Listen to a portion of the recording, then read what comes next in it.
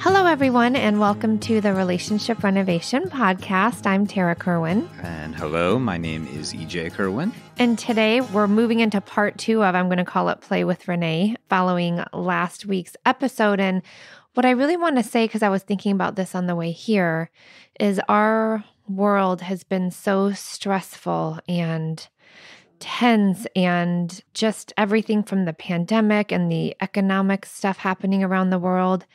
And so, what better way to talk about play and how to lighten things up in a relationship? Yeah. I'm really excited for this next piece. Yeah, so in case you didn't listen to our last episode, we had Renay Burger on. Renay is a therapist at Relationship Renovation Center, and she has a background in education and teaching, and is just a super creative, experiential therapist who brings a lot to the table. And in the first episode, we talked a lot about importance of play and its role with neuroplasticity, and it was sort of in the context of therapy for the most part. And today we wanted to have Renay back to talk more about the importance of play at home and just in your life. And so welcome back, Renay, and thank you for coming in again. Thanks for having me. Absolutely. Yeah. My How pleasure. are you today? I'm having a good morning. I got a very tall Starbucks in front of me, so it's delicious, and I'm pretty happy about that. Tarah is Thanks, definitely Tarah. a giver. She always my brings love. people in their Starbucks coffee. makes me happy. Yeah. So Renay, let's start out. Play for couples. Why is it important? What's your perspective on that? Well, I think maybe to harken back to what we were talking about last week, we see people want help sometimes because they feel stuck. Yeah. So what does it mean to be stuck? Well, there's a lot of reasons why we get stuck. Sometimes we can't stop thinking about something bad that happened. Sometimes there's something really stressful happening at the present that you can't think about anything else but that thing. So sometimes there's habits, there are circumstances, there are past experiences. And a lot of those things sometimes seem really overwhelming. And if you're in a couple, if you're experiencing one of those things, your partner is inevitably going to be carrying that with you, and it's going to impact how you guys interact.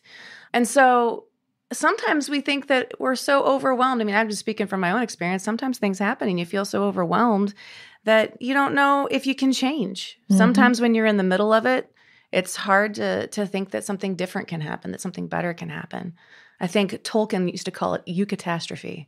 Eucatastrophe. I love that. The imminent possibility of something good happening. It's really hard to consider eucatastrophe when you're in the middle of a challenging situation, whether that's in your intimate relationship or whether that's in your life circumstances. And I do think it's important to, when you are in a coupleship, and we just had a couple yesterday, and he just got a diagnosis of major depressive disorder, and it's been really hard for him. And I kind of do baselines around mood and sleep and joy. And and his partner, even though she doesn't have a diagnosis of major depressive disorder, she feels as sad because of what he's going through and his suffering. So it really does show up in the coupleship, even if it's just one person struggling. And absolutely, again, why we want to do this podcast today is to help couples really learn some tools to lighten the load a little. I think that's the key right there is lighten the load. I mean, so many couples that come in here and end up in therapy, they come because they say things like, wow, that's just it's not fun anymore. Or it's just we're just roommates. Robots, I hear a lot. Yeah. And just sort of the joy of life. And so much, I think when you're together with somebody for long enough is you're just running life together and you cease to have fun. Yeah. And so I think this is a great topic for us to sort of dig into a little bit. Yeah. When somebody comes in, when somebody's saying they're having some problems, it's because they feel stuck, like I said. And so I like to put it in the context of a story. I'm always thinking in terms of story. And when something really terrible happens, trauma of some sort, it's not the end of the story. Even though we have a pattern that we seem like we're really rutted into. We have a bad habit. Maybe both people have bad habits, just because you've got something that you've been doing for a long time that it's not helpful or it's been hurtful, that's not the end of the story. And having a difficult time communicating with somebody, communication challenges, even if you've been doing them for a long time, even if everyone in your family's been doing it for generations, that's not the end of the story. I think play offers the opportunity for something different. And last time we were talking about neuroplasticity, and that's essentially like at a biological level, like our brain's ability, our personhood. Is it able to heal? Is it able to change? Mm-hmm. And what the research is saying with a resounding, like, thank goodness, is that adult brains can change. It's not the end of the story. Even if difficult things have happened, which difficult things, yeah, they rewire the brain, but that's not the end of the story. Right. And what they've found is there are really critical pieces, relatively simple pieces. Any one or more of these pieces, they really promote the neuroplasticity. And coincidentally, they're all things that we find like inherent to play. And they don't have to be complicated. It doesn't mean that you have to sit down with building blocks with your partner. Right. That's not what we're asking you to do. It can be things that we do in our regular adult life. I'm not asking anyone to act juvenile. But if they want to, that's okay. But if they want to, that's also okay. I mean, I'm a big fan of that myself. But, you know, if that's not your cup of tea, you don't have to drink it. Right. But basically, the research is really indicating that physical and mental exercise, that is a key feature in creating neuroplasticity in the adult brain. Any kind of attentiveness, mindfulness, interoception, we throw that word around, anything like that where you really have to be paying attention to your surroundings, it requires you to really be present in the moment. Attentiveness to your partner, those things create neuroplasticity. The realization that someone's being attentive to you creates neuroplasticity. And then thirdly, exposure to any kind of new challenge. Taking a drive home that you don't normally take home. That's a new challenge. Trying a new activity, dancing, anything. That's a new challenge. Yeah. Reading a book together that you've never read together. That's a new challenge. Yeah. So any one of those three things creates neuroplasticity, basically makes the brain able to grow and change in a multitude of ways that originally we thought adults were stuck. Right. They're not. I love what you said there. Was for me, it just broke down to the idea of couples get into places where they feel really stuck in negative patterns. Mm-hmm. And then we have this like fancy word that like we've heard on like in apps or as therapists, we hear neuroplasticity, but really what neuroplasticity is like the ability to change. Mm-hmm. And so it's saying like, hey, you can get stuck. And there is a way to change. You don't have to stay stuck. And one way to do it is to play together, is to have like these experiences. Yeah. Let's talk play. Yeah. Give us some ideas, Renay. Oh, man. Okay. Do you want to like break it down into categories like physical, mental, attentiveness, or should we just be general? I think probably going one category at a time. For those of us that, aim small, miss small, we can do any one of those three things and feel like we're making progress. But then for all the overachievers or perfectionists in recovery, they can try all three things. So gives all the options to everyone. How about that? Okay. So physical and mental exercise. Okay, so we're thinking in terms of a couple. The first thing that comes to mind that is relatively simple, some of us have to do it when we are practicing for our wedding, but dancing. Yeah. You have to mirror, you have to respond, you have to be in sync. There are so many good things that are happening, neurologically speaking. But one of the things that they said in the research is biobehavioral synchronicity. Anything that you can do that helps you be synchronous with your partner. That could be playing patty cake. Yeah. You know what I mean? Like, I think sex is a great example of like, biobehavioral synchronicity, but it's a bit of a dance. That's another podcast. That's another podcast. I heard that happened recently. So anyway, but dancing is a great one. Couples yoga. And it doesn't necessarily mean that you have to be in the positions together, but doing yoga together, like following the same leader together, that could be incredibly helpful. I've seen acro yoga workshops for couples where they do like kind of this combination of yoga and like facilitating, different positions together. Yeah. That's cool. Yeah. Personally speaking, I'm a runner. I love to run. And my husband's like, nope, don't want to do it. Okay, so we won't run together. That's fine. But he loves to bike. Mm-hmm. He loves to go on bike rides. And a number of the couples that I see really enjoy going on bike rides together.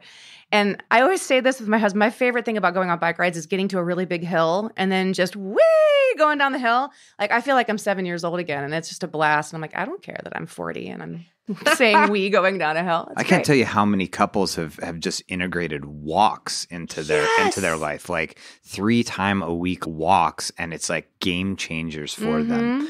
You know, that they just get out of the house together, they go for a walk, they leave their phones behind. Yes. They leave their sometimes like kids behind. Yes. You know, and just go out and walk together. You got a dog. You don't need a dog to go on a walk. I know my family, we go on we call it Walk Wednesday. And so every Wednesday after dinner, the whole family goes out for a walk. And it's not super long because we have a almost 4-year-old. So we're going at her pace. You know, it doesn't have to be a long walk. Yeah. But it just shakes things up a little bit. And you meet people out on the street. And one thing that we loved over the pandemic, we should do this again, but we did family dodgeball. We got dodgeballs off of Amazon. Threw dodgeballs at each other. And we were on a walk last week and our middle son was like, remember dodgeball? And I was like, oh my God, that was so much fun. That was like our pandemic escape, was going to the park and throwing balls at each other. I wanted to say too, like, we know the importance of this because EJ and I are both into physical wellness. And so we actually, like, next Friday, we're having our first couples at the gym together. They're doing like a couples workout and it's free because we just wanted to have them have a new experience, also be in their bodies together and be synchronous. And I didn't even think about this. Absolutely. So I'm like, oh, right. I wanted to say too, you know, to kind of go back to that idea of like aim small, miss small, like sometimes physical exercise is an overwhelming aspiration. Like, especially when you're with a partner and you have kids and you've got both jobs, and there can be a lot of things to juggle at once. And I was just thinking, I had this conversation with a couple of mine that I'm seeing, and they wanted something that they could do no matter the circumstance. They wanted to make a goal of like, we're going to exercise together somehow. And I was like, okay, jump rope. Oh, yeah. Seriously, like go out after dinner, some point during the day, and jump rope for 1 minute. Maybe before dinner so they don't get sick. Oh, yeah. that too. That would be being synchronous with your body. Jump rope. Yeah, that's just go great. Have a jump rope contest. Yeah. See who can jump the most. And that actually would touch on a lot of the things that we're talking about. So that's the physical and mental exercise piece. We could probably go on and on. Yeah. There's a lot of things we could do together. I think the big thing though about that is making sure people know it doesn't have to be a grand thing like, oh, you have to like get in a dance class together or you have to subscribe to a gym together. Great if you do that, but it can just be little things like a walk, like putting on a song on a Friday night and just dancing to a favorite song that you guys have. But like the little is so important, like you said. And can I just say one more thing to that? Absolutely. If you have kids, what an amazing modeling to have that light fun, seeing mom and dad or seeing parents. Yes. Just having a ball. You can be a grown-up and still be joyful. Yeah, I just love that the kids get to see that. Like, it's so profound to me. Even though when I'm being a total silly dork face, my children are super embarrassed of me. I don't care. Especially the teenagers. Not changing. Right? Yeah. Exactly. Yeah. So we mentioned 3 different things. We just talked about physical and mental exercise. Another thing that we can do in a couplehood to kind of promote that way of growing, that environment that really promotes growing together and healing, is paying attention, attentiveness, mindfulness. You know, we already mentioned yoga in the first one, but really like paying attention to your partner, you can do that while you're sitting at the dinner table. And you can be intentional about making eye contact. You can reflect back what your partner just said. Oh, so I heard that today you had a really tough day because your boss said this to you. You could get even more attentive and say, oh, I heard your voice get really sad.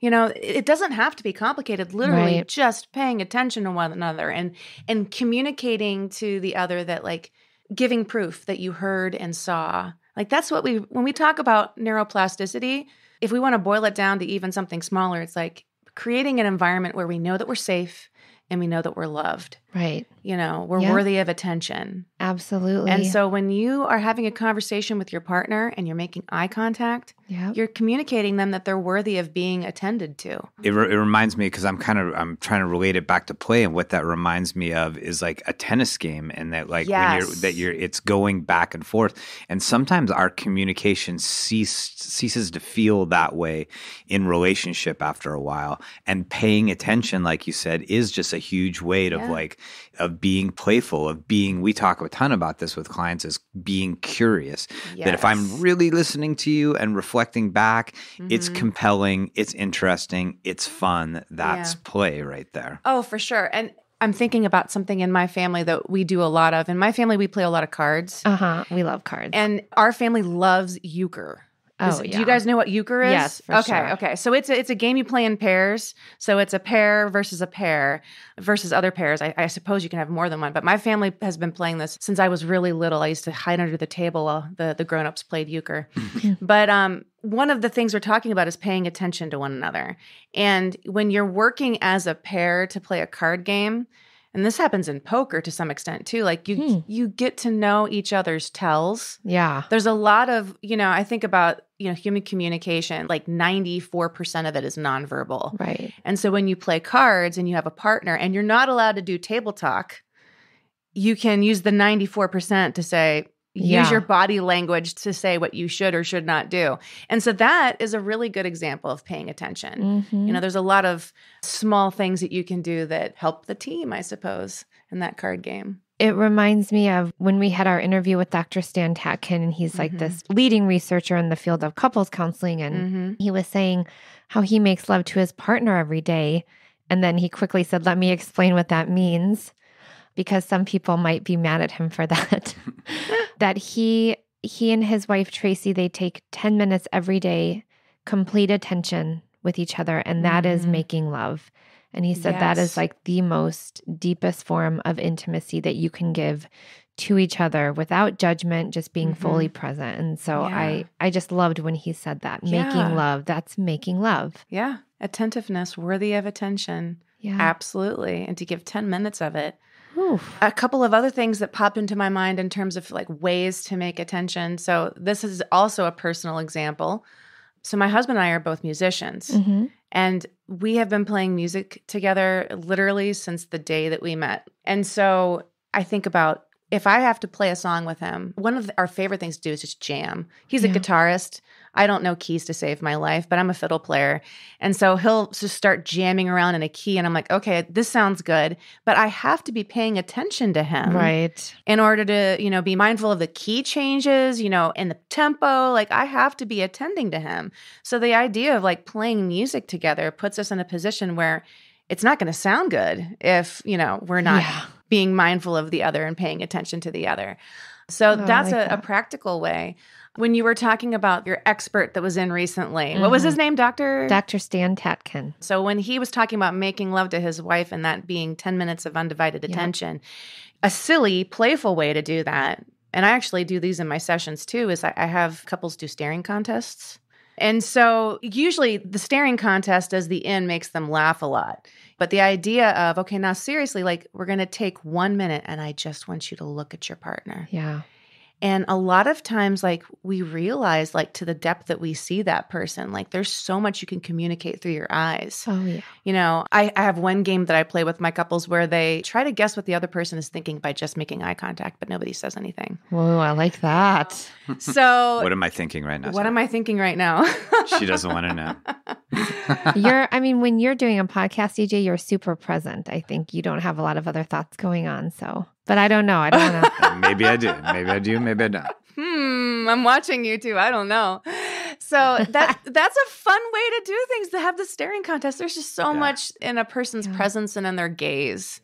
I think the big thing I'm hearing is just like, when we play, we are forced to pay attention to who we're playing with. And that's the big thing is like, how do we create big and small moments of playing together so we start paying attention to one another again? Because that's one of the biggest things that couples talk about is they feel like, wow, like we are not tuned into each other. Yeah. We are living parallel to one another. And that's it's not a good feeling, especially over the long haul. And if you find a ton of different ways, whether it's listening to a song together, it's going for a walk together, it's playing Scrabble together, that then you are cultivating many, many moments where you are connected. I have to share this one intervention that I use for some couples. It can be a little like nerve-wracking. So I kind of wait until I've really built that emotional safety. But I have them look at each other and they have to keep looking at each other. And partner A is like, who are you? And then partner B is, I'm Tarah, I'm a female, I'm a mom. And then like every 10 or 15 seconds or so, the partner A says, who are you? And we take about 2 to 3 minutes. And it's interesting because so many people don't think about, who am I? Like, and then when you're doing that with your partner, tears can start to be shed. And at first it's like, who am I? What I've noticed, I'm not, what do I do? And it's like, just breathe into it, look into your partner's eyes, and it will just start to happen.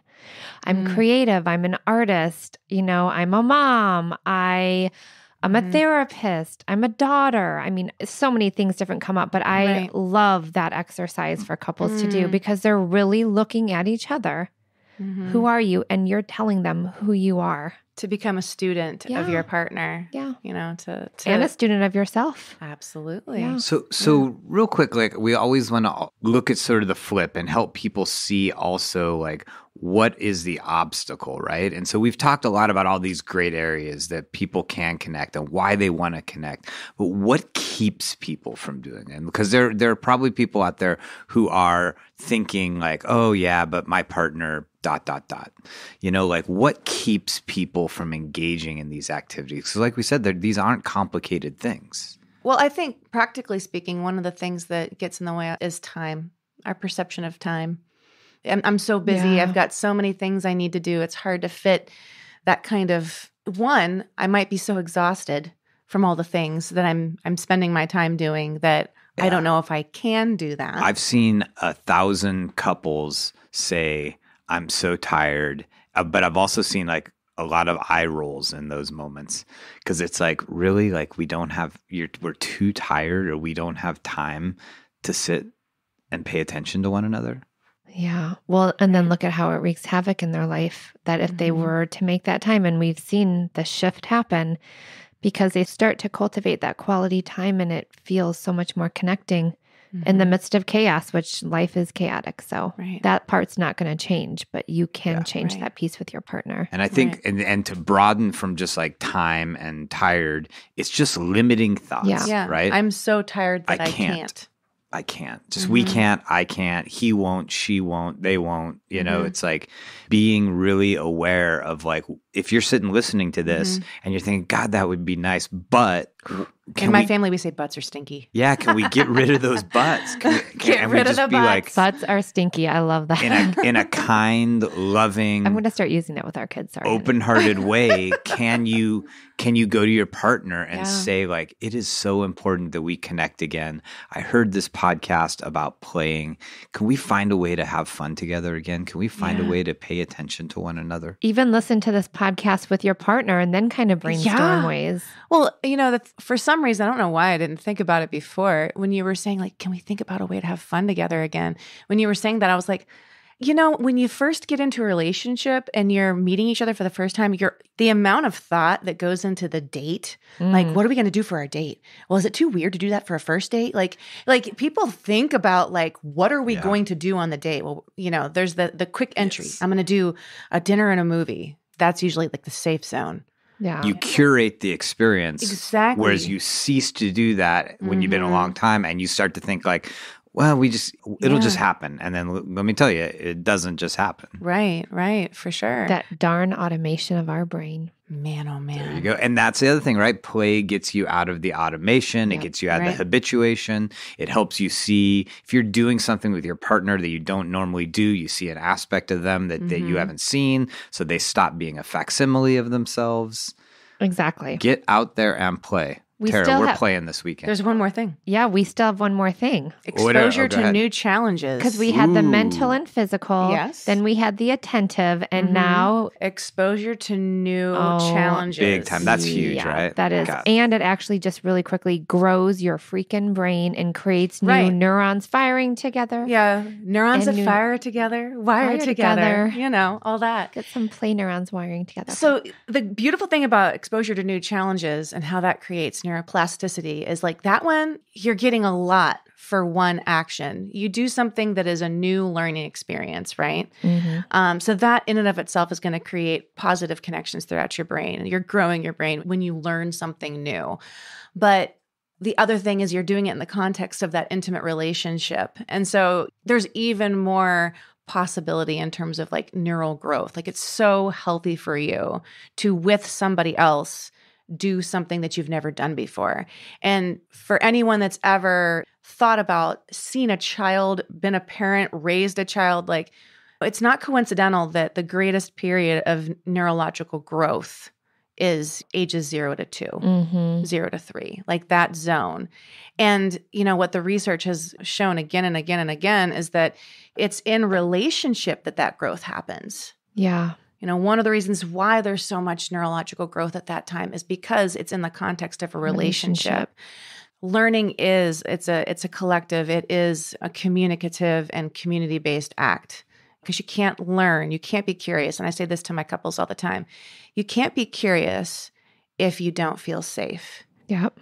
And so I'll point that out. A lot of times a couple would be like, today I'm feeling inquisitive. I'm like, oh, that's wonderful. And I'll get really, really big and excited about that. And they're like, well, why? And I'm like, well, that means you feel safe. Yep. I get so excited about that. So if you're curious about something, and if you're both curious about the same thing, that in and of itself will indicate and create a sense of safety. Right. So to get back to the practical piece, places I've seen this out in everyday life. I went on a walk with my son recently, and there was this couple, they probably mid-50s, and they were out birding together. And for those of you who don't know what that means, they had their big binoculars, and they had their hiking boots on, and they were walking around. North American Bird Book. And they had their bird books open, and they were taking pictures. And all they were doing was going outside and looking at birds. But they were totally geeking out over these birds, and they wanted to tell me and my son all about the type of birds that were in this particular. There's a boat-tailed grackle over there. Wow, why? Thank you. And do you hear that call? And then it was a mating call, and see the other one's answering. Like they were just so excited about it, and to have that childlike spark. Yeah. We talk about like how do you start the spark again? How do you rekindle that spark? They're being playful together. Yeah. So it could be anything. You could be geeking out over birds. My husband and I, we get really geeked out over like nerdy movies. Like when Tolkien came out with like Lord of the Rings and all that, that's the beginning of our relationship. I remember he and I having a conversation about if you were a hobbit, which hobbit family would you belong to? And I was like, I'd be a took, for those of you who even know what that means. So like we had this whole conversation and we geek out together, but exposure to new challenges can be a lot of different things. I think that's movies, books, birding, dancing, yoga, exercise together, walking, go to a museum, doing 5Ks on the weekends. Yeah. Just new experiences. Anything new. Farmers markets. Bucket list. Think being the bucket coffee list. Connoisseurs. Okay. Again, I think it's many. important to pull it back to that big and little thing is like, I think couples automatically think of like, a vacation. Like it has to be like this big out of town thing, which is awesome. Try to do those occasionally, but it can be going to, like you said, a farmer's market or a cultural event or just a hike you've never been, right? Or a stimulating documentary that you know nothing about. I love going and seeing movies with my husband because like we'll carve out the whole evening because inevitably we need to walk around and drink coffee for like 2 hours afterwards, like talking about like what did it mean, we get way into it, and so that could be something for sure. I want to just really share one more thing. So yesterday, one of our therapists, Robin, she was like, I just listened to your High Frisky podcast and it got me thinking, like during the pandemic, I started cutting Randy's hair and we had so much fun with it. And now I just want to cut his hair more, like just being and doing something different, giving him a haircut. Yeah. I tried to give my husband dreadlocks during the pandemic. Even that, right? Like little grooming each other. Yeah. I love doing EJ's eyebrows and his little plucks on his nose and his little ear hair, sexy You're stuff. making him sound really hairy. Got a lot of hair in a lot of weird places. All right. Well, I think this was exciting. Like and it was interesting. Like as we spoke, like we got excited about it. It's exciting just to think about it for ourselves, each of us. But it's exciting to think of couples out there taking this step and saying like, you know what, I'm going to tell my partner, hey, let's listen to this podcast together. Or I'm going to talk to my partner and ask them if they want to play. I'm going to find out what they like to play. I'm going to try to create a new experience that we do together that brings that aspect aspects of each other that we haven't seen. I mean, this is a huge, very practical thing any couple can do that's going to enrich them as individuals and as a couple. And hear this and take this in. You deserve it. Your relationship deserves it. Amen. Yeah. Absolutely. Well, thank you, Renay. This was fun. Play again. with Renay. My pleasure. Love it. All right. Well, as always, thank you all for being here and listening to us. Please, subscribe if you haven't already to our podcast. Please leave us a review. Please tell somebody else about the podcast. It really helps us get the word out and help as many couples and individuals as we can. Yeah, and plug into our social media because our podcasts come out on Fridays or Saturdays, and we always do a whole social media theme with Ask a Therapist Tuesday, Coping Skills Thursday, fun little videos and little stories and reels. So check that out. We really try to build up these podcasts with a lot of different techniques and tools and resources before it even comes out. You betcha. So as always, take care of yourself, take care of each other. Bye-bye. Bye. Me and you just singing on the train, me and you listening to the rain, me and you, we are the same, me and you have all the fame we need, indeed you and me are we.